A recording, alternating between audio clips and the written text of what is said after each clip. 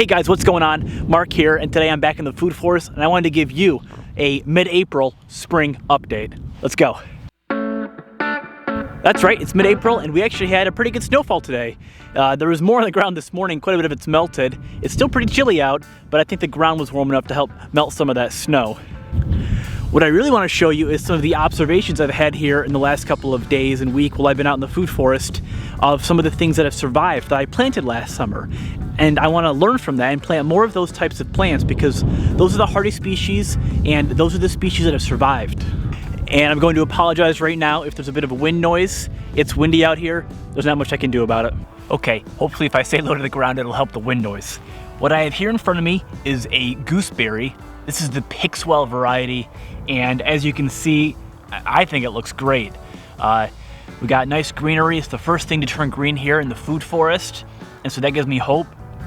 I'm gonna plant more gooseberries in the future, and this is part of the ribes family, so that includes currants, white currants, red currants, black currants, so I'm gonna definitely try and purchase some more currants this year and help use those to establish some more of this food forest. Interesting about what's interesting about the gooseberry here is they have these really sharp little thorns on them, so they might be a good deterrent to plant around some of the perimeter to keep some of the bunnies or the turkeys or the deer, things like that out. So here's the Pixwell variety. Let's hop over here and look at the other one. This gooseberry is smaller. It's the velvet gooseberry, that's the variety. But again, just like the Pixwell, it looks nice and healthy, lots of green foliage on it, and some pricky thorns as well. So we probably won't get any fruit on this one this year, but that's okay. Right here behind this gooseberry is one of the blueberry plants that I put in the ground, I planted, and it's dead. No surprise here. If I scratch the bark, it's completely brown. There's nothing here. Blueberries need acidic soil to survive, at least they like it to thrive, and they're just a little bit more particular, so no luck with this blueberry. I probably won't plant too many more this year, or if I do, I'll try and baby them. I definitely want blueberries. I love blueberries. They're one of my favorite. They are my favorite berry. I want lots in the future, but I may not be set up to take care of them just yet. This plant next to me is the Sugar Mountain Blue honeysuckle. Now, from what I've read online, honeysuckle is a invasive species, or it's at least a fast-growing species that chokes out other natives. However, from what I read, this variety is different than that kind of honeysuckle. I'll do some more research, but this one should be okay going forward. I bought it from a local nursery, so we'll see.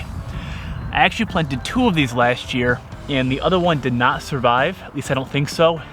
But this one I can tell is alive because it has green leaves on it, some fresh new growth. So I'm excited for that. More to come in terms of my learning for the Sugar Mountain Blue honeysuckle. This little guy next to me here is the Lingonberry, and I'm amazed that this one survived, but it is green still because half the root system is out of the ground.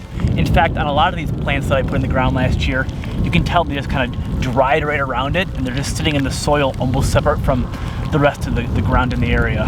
Whew. Look at that snow coming down now. Don't worry, it's a warm snow. It'll be over soon.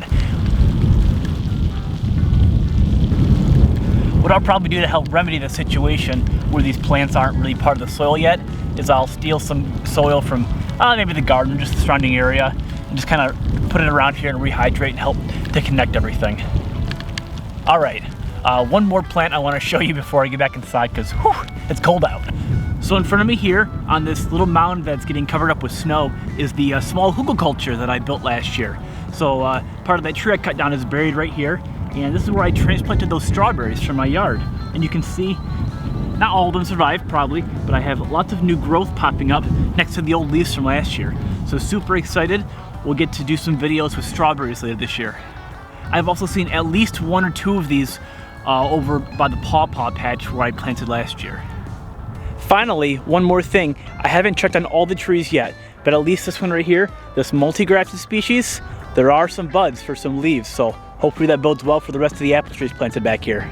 Well, that's it for today. I just wanted to provide you guys the first of many food forest updates we're gonna have this year. I'm very excited for the wins I've had. I hope you've enjoyed today's update. The next one, I promise, will be warmer out. Whew. Until next time, I'll see you in the forest.